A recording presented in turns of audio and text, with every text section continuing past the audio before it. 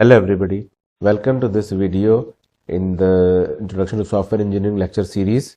Another popular diagram is entity relation diagram. This diagram was published initially in 1976 by Chen, right? So the three core constructs proposed by Chen were entity, relationship and attribute. Entities are rectangles that represent a collection of real world objects. Relationships are depicted by an edge between the two entities with a diamond in the middle of the edge specifying the type of relationship. And attribute यानी कि आपकी an annotation on an entity that describes data or properties associated with the entity. आपके पास entity है, relationship है, attribute है, right? and ये एक basic form का ERP है जो कि 1976 में चेन ने प्रपोज किया था. इस ERP में आप देखें कि विजिटर जो है वो कॉइन डाल रहा है, ठीक है, जो कुछ कौन से कॉइन को जो उसको ओन करता है.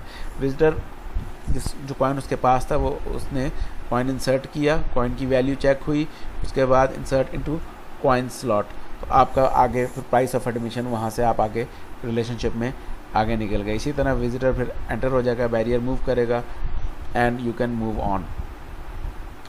अब ये भी टेंस्टाइल प्रॉब्लम की ऊपर ERD एक बना हुआ है, sample ERD, but this is a very basic ERD जो कि बहुत पुराना ERD है, बहुत ज़्यादा एवोल्यूशन हो चुकी है इस ERD के अंदर, ठीक है.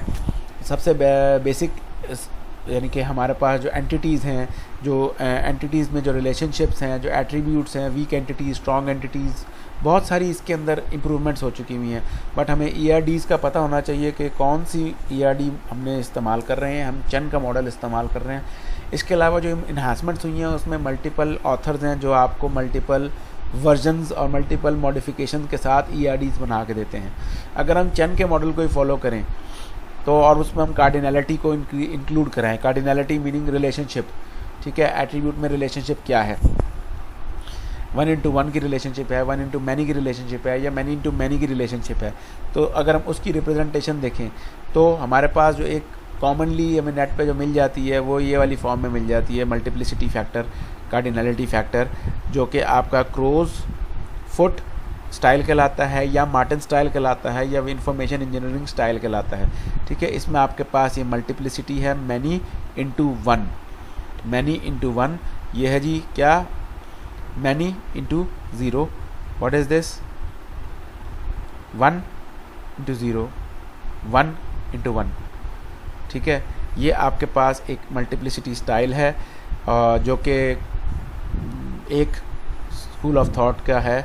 हम अगर चेन को फॉलो करें तो चेन ने भी मल्टीप्लिसिटी फैक्टर दिया है.